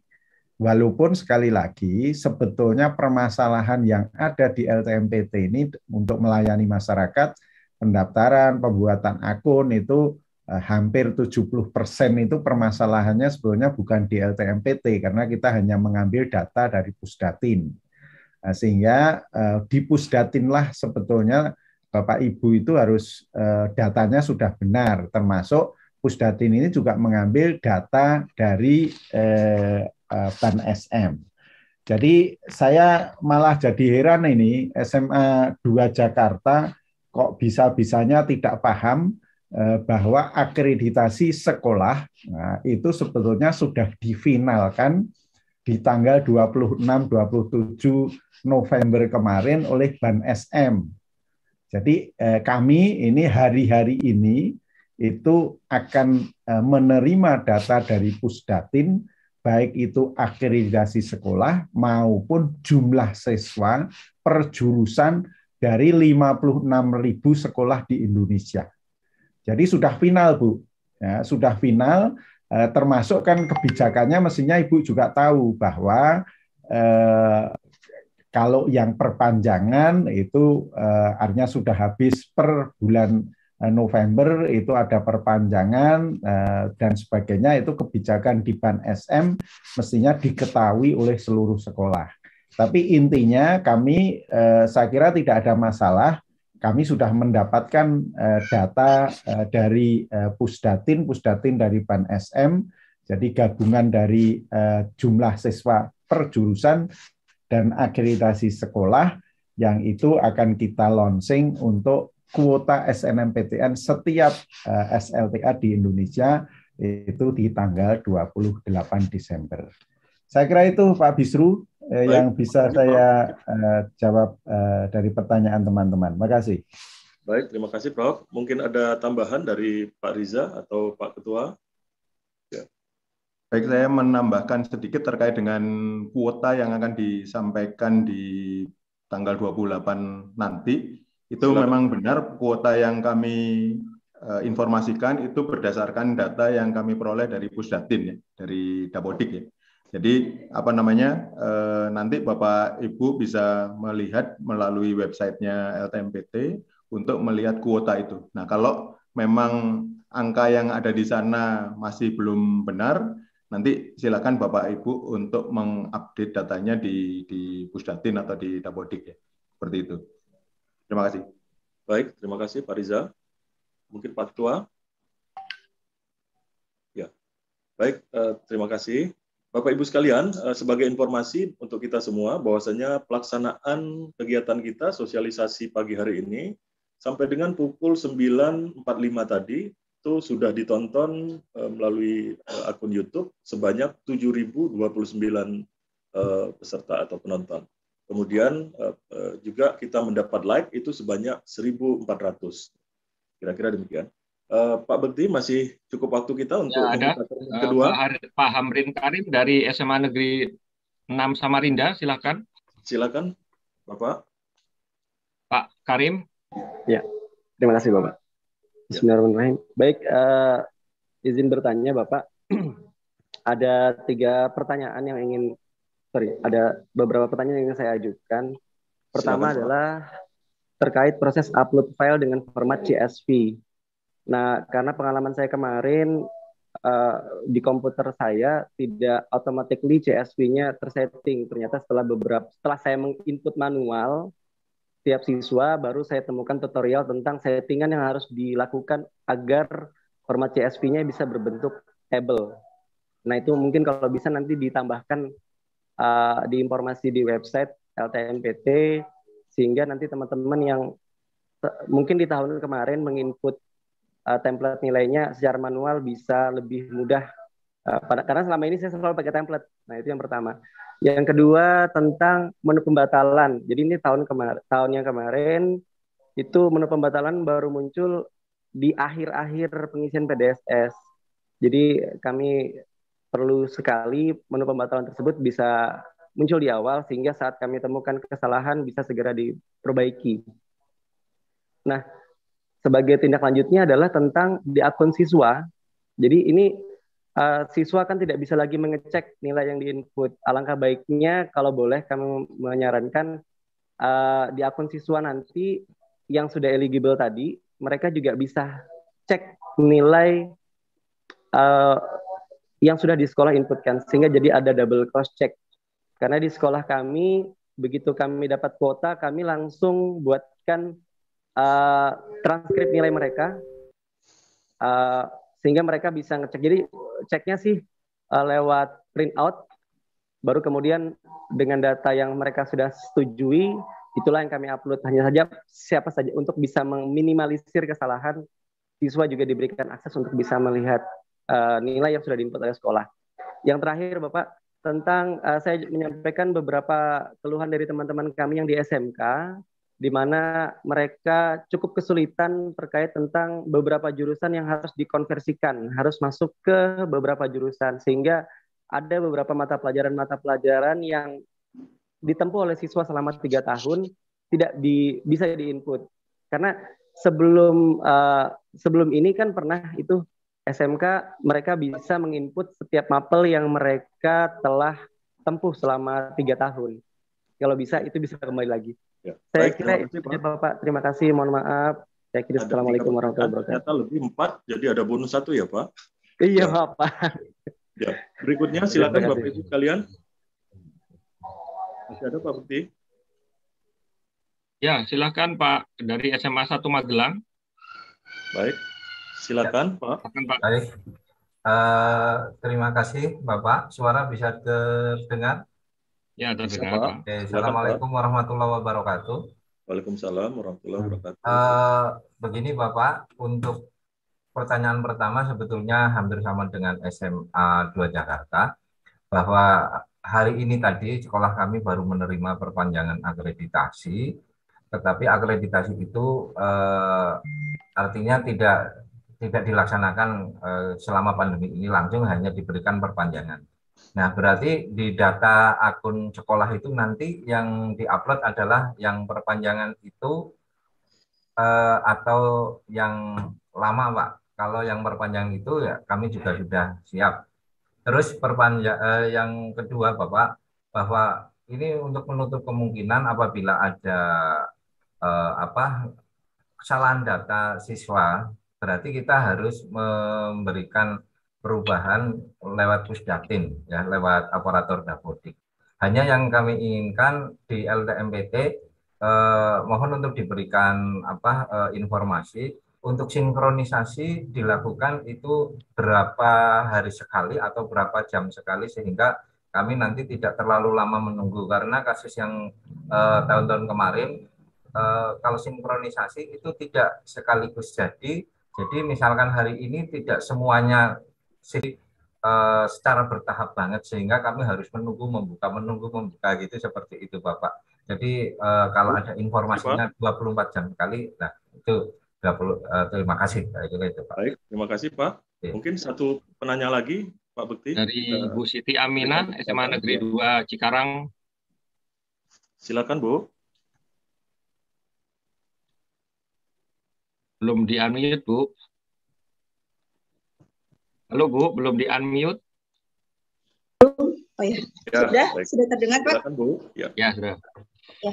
Bapak izin bertanya, untuk sekolah kami sama seperti beberapa pertanyaan tadi, kasusnya itu akreditasi sekolah kami habis di tahun ini, tapi karena memang keadaan pandemi, jadi memang belum ada reakreditasi. Dan kalau mungkin yang Bapak dari SMA 1 Magelang tadi sudah ada surat pembaruan otomatis dari Pusdatin, sekolah kami belum ada, Pak. Itu nanti apakah akan bermasalah atau tidak nanti untuk masalah kuota di SNMPTN? Lalu untuk pertanyaan kedua, Pak, untuk sekolah kedinasan, apakah nanti sekolah kedinasan itu juga masih akan mempersyaratkan hasil UTBK untuk di seleksinya mereka, atau seperti kemarin hanya STAN saja yang mempersyaratkan atau mungkin memang sudah ada tambahan sekolah kedinasan lain yang menambah persyaratan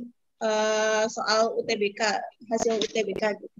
Lalu yang ketiga, ini Pak pertanyaan untuk bahasa Inggris yang poin tambahan untuk soal bahasa Inggris di UTBK nanti, apakah standarnya itu menggunakan standar nilai standar soal seperti TOEFL atau soal bahasa Inggris yang seperti apa, Pak? Mungkin bisa minta penjelasannya lebih lanjut. Terima kasih, Bapak. Baik, terima kasih Bapak Ibu sekalian yang sudah menyampaikan 3 pertanyaan, masing-masing dari SMK Negeri Samarinda, kemudian ada dari SMA Negeri Magelang, dan SMA Negeri 2 Cikarang.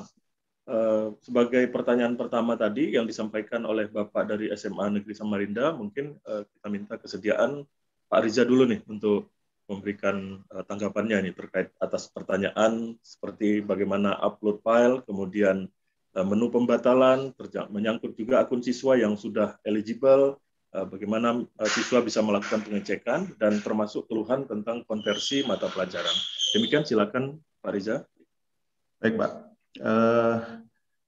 Tadi dari pertanyaan yang pertama, yaitu terkait dengan upload CSV. Nah, di sini kesalahan umum yang memang terjadi dari cerita upload CSV ini adalah delimiternya ya, pembatas dari satu item data dengan item data yang lain.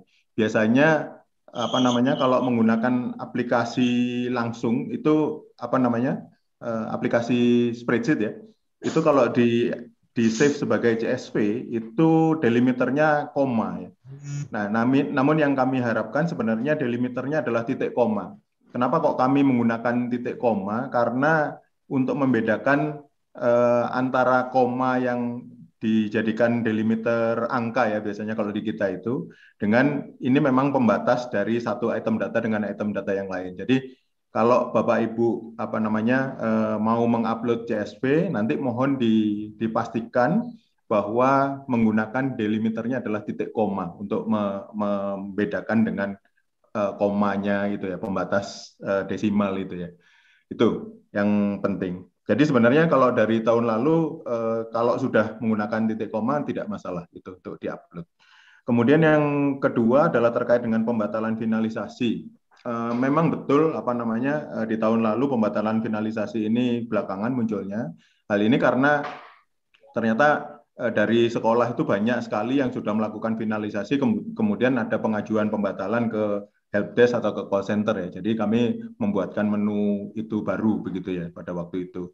Nah, ini mohon sebenarnya menu pembatalan ini tidak dijadikan andalan ya Bapak Ibu ya. Jadi mohon benar-benar kalau sudah melakukan proses finalisasi itu dilakukan cek dan recheck sebelumnya begitu ya. Jadi supaya tidak ada cerita pembatalan lagi ya. Karena pembatalan itu merepotkan begitu. Tidak hanya merepotkan di sisi Bapak Ibu atau di sisi helpdesk, tapi juga di kami juga proses pembatalan itu agak kompleks begitu ya. Jadi kalau sudah dinyatakan benar ya sudah itu selesai begitu ya.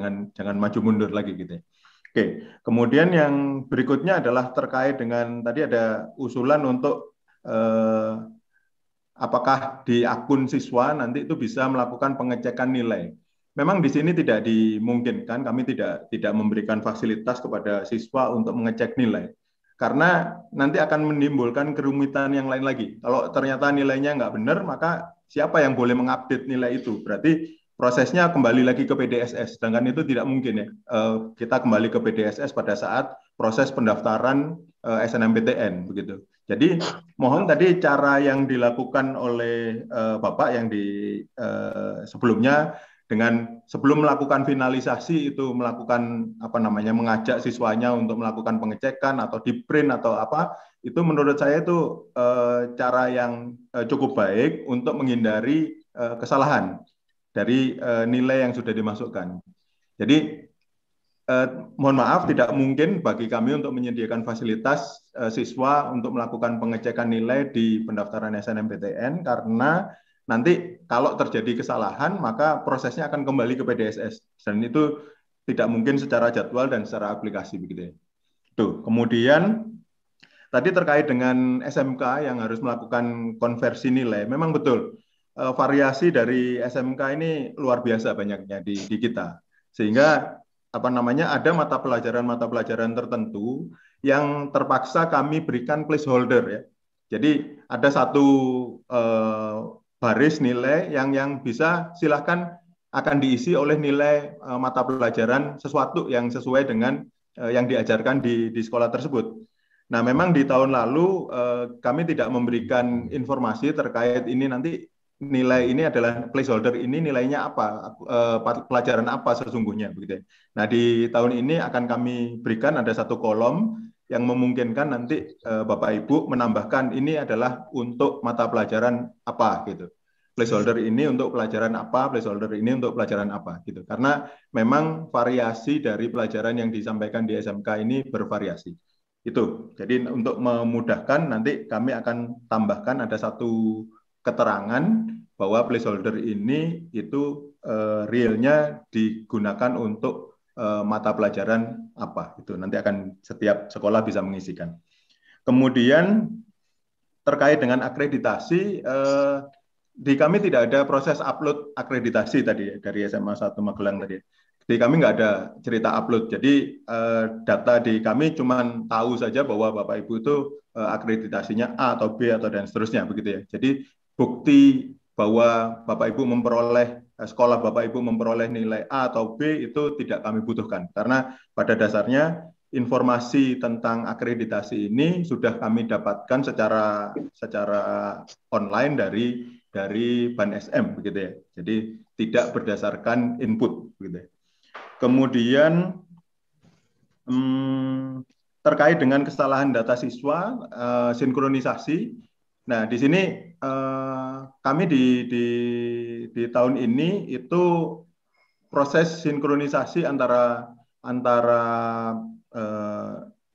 Dapodik atau Pusdatin dengan portal LTMPT dengan PDSS itu dilakukan secara real time gitu. Jadi kalau Bapak Ibu melakukan perubahan di Pusdatin, maka nanti silakan masuk ke portal LTMPT untuk melakukan update. Nanti akan secara real time akan diambil begitu ya.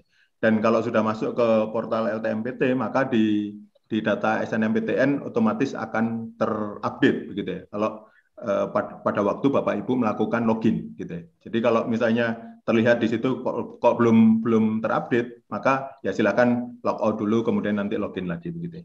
Itu untuk kesalahan data. Kemudian berikutnya akreditasi ya dari SMA 2 Cikarang ya kalau memang prosesnya tergantung dari Ban SM. Kalau misalnya ada proses reakreditasi maka nilainya kan akan tetap kan ya seperti tahun yang sebelumnya. Jadi tidak ada masalah ya sebenarnya.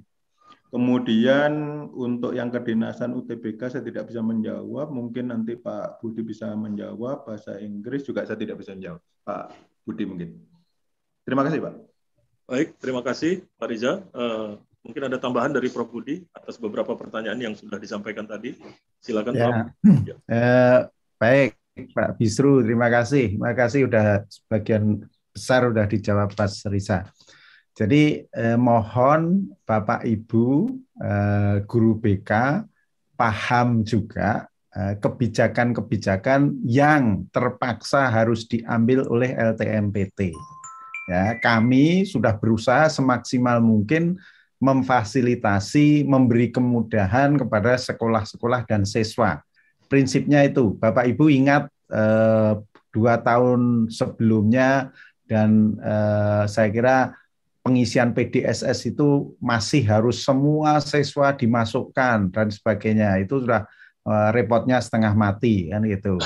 Kemudian termasuk kita itu mengapa tidak menutup ada verifikasi oleh siswa. Itu kalau kita buka ramenya juga luar biasa. Tidak repot hanya di kita tapi di Bapak Ibu semua juga.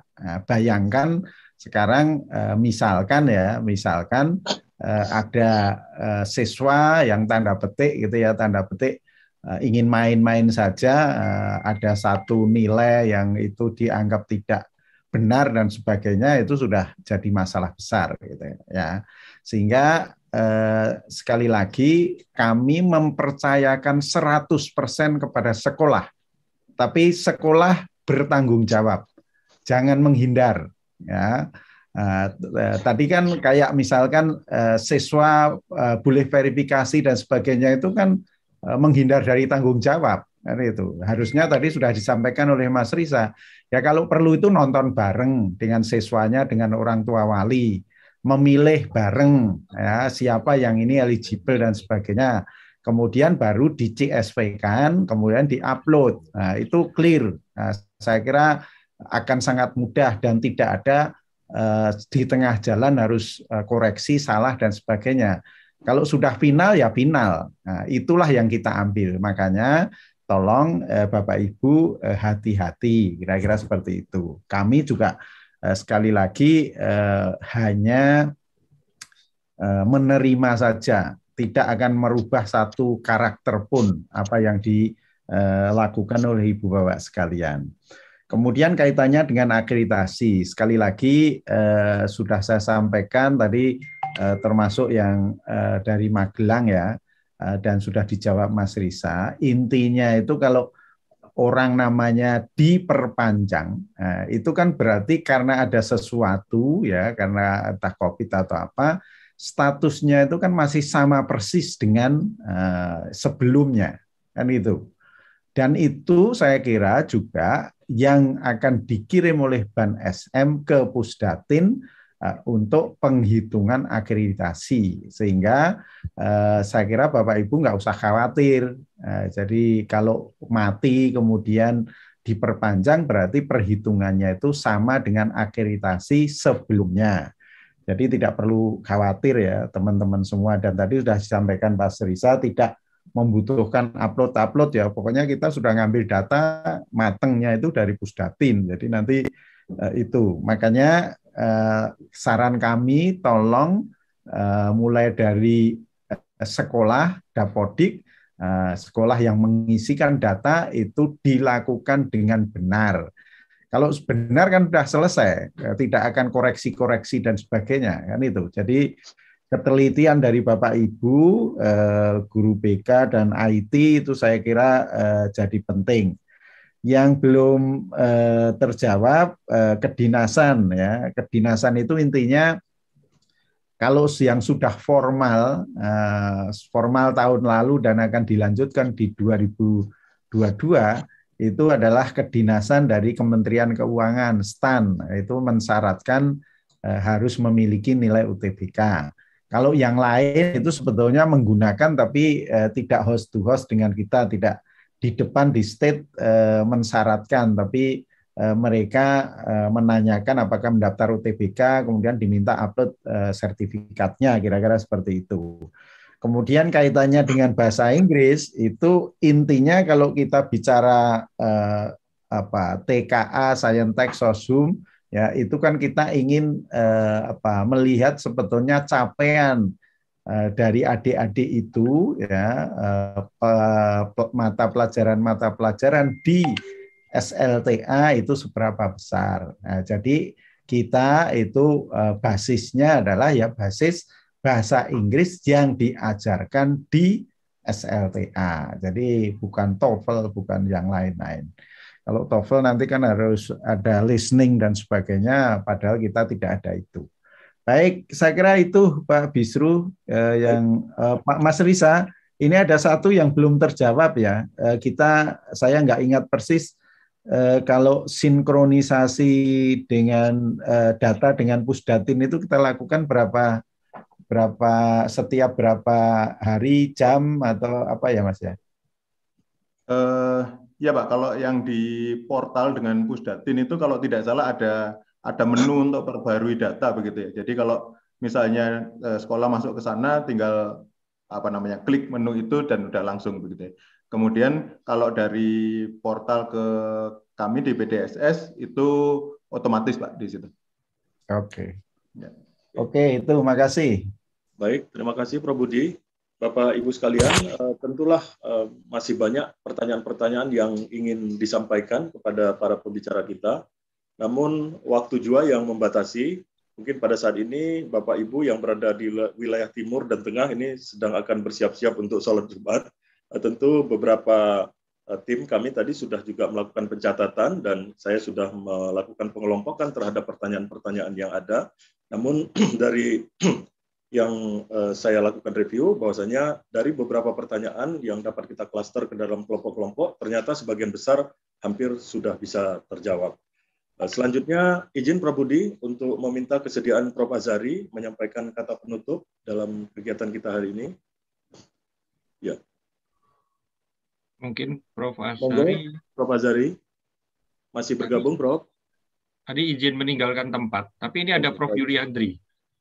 Ya, kalau begitu kami mohonkan kepada Prof. Yuriandri. Prof. Yuriandri juga sepertinya sudah meninggalkan tempat ini. Ya. Oh iya, sudah meninggalkan tempat. Baik, kalau begitu Prof. Budi kita tutup saja. Jadi begini, Ibu, Bapak, dan teman-teman semua, sekali lagi pada pagi hari ini, alhamdulillah ya, semoga teman-teman guru BK yang itu ujung tombak untuk mendampingi adik-adik siswa kelas 12 yang akan mendaftar entah itu SNMPTN atau SBMPTN, mendapatkan pencerahan dari LTMPT. Ya, kami sudah berusaha termasuk sampai detail sekali ke pengisian PDSS. Itu harapan kami Bapak Ibu sudah jauh lebih paham dan nantinya diharapkan pada saat kita Bapak Ibu melaksanakan pengisian PDSS itu tidak ada kesalahan-kesalahan lagi. Dan terus terang Mas Riza, Pak Riza itu buka menu dibuka dan sebagainya itu kebijakan kemarin, yang tahun ini ya kita anggap nggak ada lagi. Nanti kalau ada Bapak Ibu bisa mengakses ke kantor Presiden atau Pak Presiden, kemudian Pak Presiden memerintahkan kita, itu mungkin baru bisa. Jadi kira-kira kami sekali lagi mohon dengan sangat kehati-hatian dari Bapak Ibu semua untuk mendampingi adik-adik siswa kelas 12 untuk bisa mendaftar baik itu di jalur SNMPTN, UTBK, SBMPTN. Saya kira demikian Pak Bisru, dan kurang lebihnya sekali lagi mohon maaf. Billahi taufiq wal hidayah. Assalamualaikum warahmatullahi wabarakatuh. Waalaikumsalam warahmatullahi wabarakatuh. Kegiatan sosialisasi daring penerimaan mahasiswa PMB Perguruan Tinggi Negeri tahun 2022 bersama Musyawarah Guru yang sudah kita ikuti bersama pada hari ini, Jumat 24 Desember 2022, sejak pukul 9 pagi tadi hingga pukul 10.55 siang hari ini. Kegiatan sosialisasi ini diselenggarakan oleh lembaga tes masuk perguruan tinggi atau LTMPT yang didukung oleh Telkom Indonesia, Mandiri, BNI, Bank BTN, dan BRI. Bapak Ibu sekalian, sebagai ungkapan terima kasih atas paparan yang sudah disampaikan dan atas ragam informasi yang juga telah kita dapatkan pada acara ini, mari bersama kita memberi aplaus kepada ketiga pembicara dengan cara bertepuk tangan di masing-masing kamera Bapak Ibu semua. 1, 2, 3. Ya, silakan Bapak Ibu. Ya, baik. Dan tepuk tangan yang kedua adalah sebagai ungkapan rasa gembira dan terima kasih untuk kita semua atas kebersamaan dalam atau sudah mengikuti acara kegiatan di pagi hari ini. Mari silakan sekali lagi Bapak Ibu sekalian. 1, 2, 3. Ya. Terima kasih Bapak Ibu. Selaku moderator pemandu acara, saya mengucapkan terima kasih yang sebesarnya kepada Bapak Ibu semua karena telah meluangkan waktu untuk mengikuti kegiatan ini dari sejak awal hingga ditutup. Mohon maaf saya kepada Bapak Ibu sekalian bila ada hal yang kurang menyenangkan atau kurang berkenan di hati. Sila didapatkan informasi yang benar dan tepat tentang SNMPTN dan UTBK SBMPTN 2022 melalui laman resmi www.rtmpt.ac.id dan update informasi terbaru melalui akun media sosial resmi LTMPT Centang Biru. Ingat ya Bapak Ibu, yang bercentang biru bukan yang lain. Nah, untuk itu saya sampaikan di Instagram, dengan akun LTMPT Official Centang Biru, kemudian untuk Facebook, Lembaga Tes Masuk Perguruan Tinggi Centang Biru, dan di Twitter, LTMPT Official, dan YouTube dengan alamat akun LTMPT Official. Kantor LTMPT beralamat di Gedung D Lantai 2, Kompleks Kementerian Pendidikan, Kebudayaan, Riset, dan Teknologi, Jalan Pintu 1 Senayan, Jakarta, 10270. Telepon 021 3104041 atau 3104042. Alamat email sekretariat@ltmpt.ac.id. Kami juga memiliki layanan call center, ada di nomor kontak 0804 1450 450. Layanan dimulai pukul 8 sampai dengan pukul 18 di hari kerja. Dan untuk layanan helpdesk di alamat halo.ltmpt.ac.id. Sekali lagi terima kasih Bapak Ibu semua. Salam hormat kami untuk Bapak Ibu Musyawarah Guru BK serta para hadirin sekalian. Semoga senantiasa diberikan kesehatan dan kesuksesan dalam menjalankan tugas. Amin ya rabbal alamin. Mari kita akhiri dengan mengucap alhamdulillah rabbil alamin. Sampai bertemu di lain waktu. Wassalamualaikum warahmatullahi wabarakatuh. Selamat siang. Waalaikumsalam warahmatullahi wabarakatuh.